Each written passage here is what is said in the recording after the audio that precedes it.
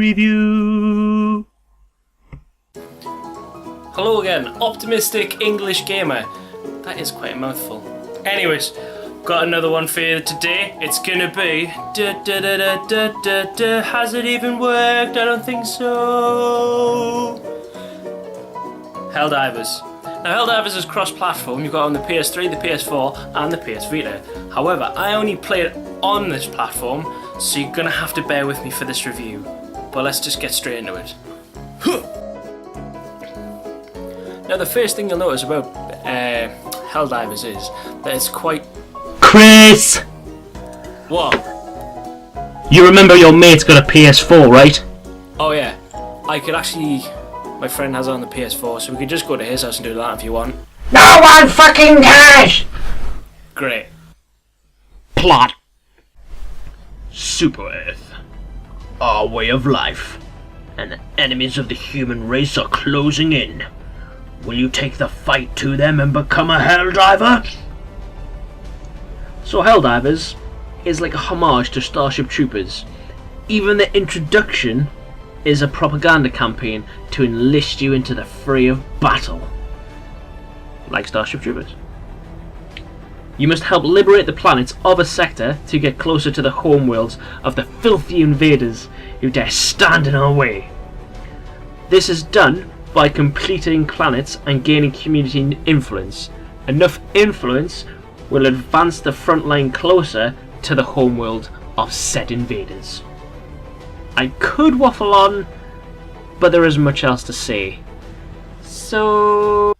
presentation.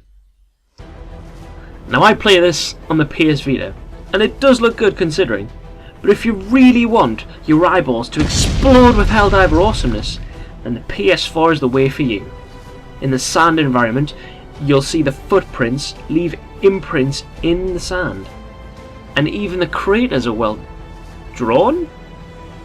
Animated? I don't know. They look really cool though. The varying environments you have are desert, snow, and forest, and each are incredibly well presented and have a unique feel to them. The swamp water areas in the forest will slow you down, as well as the heavy snowdrifts in the snow environment. Obviously. Now the enemies of each race vary and use a different outstanding colour.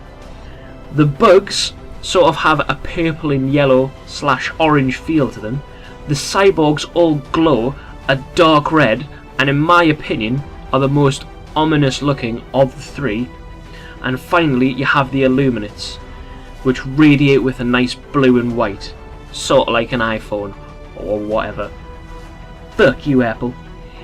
Each race also has different strengths and weaknesses, so you never feel like you're fighting the same enemies over and over and over and over and over. Now on to the character models, or more specifically, the cape!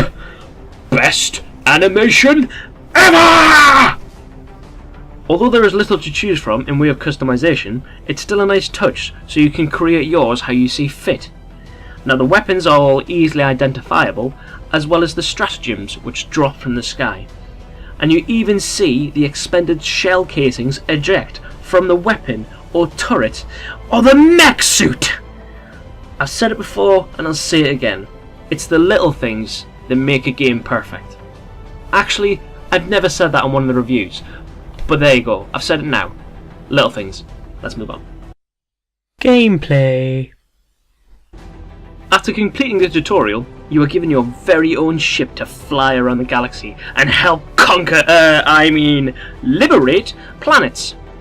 The planets all have different difficulties, from Dive in the Park, which is like level 1, to Hell Dive, you're gonna fucking die! Level 12. For the higher levels, you have to reach a certain rank, so naturally you start with the lower planets. Once you've selected your loadout and confirmed a drop zone, you are blasted out the ship and into the unknown. The closer you go to the objective, the more chance you'll run into heavy resistance.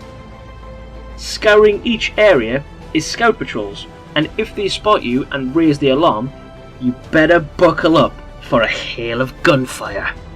Or bugs, I suppose. It depends where you are. There's a variety of enemies, from scouts, tanks, and assassin-like creatures. There's also boss-like enemies who take like a bazillion bullets to kill. It's a nightmare. Once again though, the higher the difficulty, the more objectives you have to complete. So the assassinations of the big bosses, for example. Some will be defend an object, escorting the galaxy's stupidest survivors, or reactivate a SAM site. After you've either completed the objectives, or fucked up royally, you must extract, and to do so, you must enter a small code, which is also used in some of the objectives, using the D-pad. After waiting what seems to be a lifetime for the shuttle, where the fuck is it? You'll eventually escape and have a post-action review. Now, obviously, this is heavily focused on cooperative play, so at the start of each mission, you can call in an SOS beacon for more help from Helldivers. Cause there is no way you can do a level 12 by yourself. Because I tried, and I think I lasted the best part of 30 seconds. The game heavily relies on stratagems, which can be upgraded by finding samples on planets. 10 samples equals 1 research point. The stratagems can vary from offensive, defensive, and support, like turrets and airstrikes, and obviously the mech suit! Yes! By the way, you and your team will also be killed a lot, be it in a triumphant action, or someone fucked up. Oh, and don't forget to reload.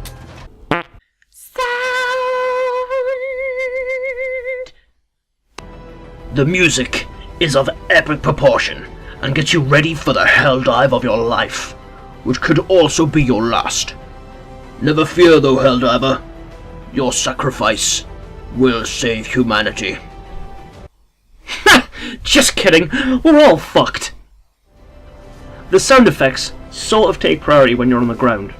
You'll hear a symphony of bullets, the bassy explosion of grenades, and of course, an agile a cappella of airstrikes. Alliteration complete!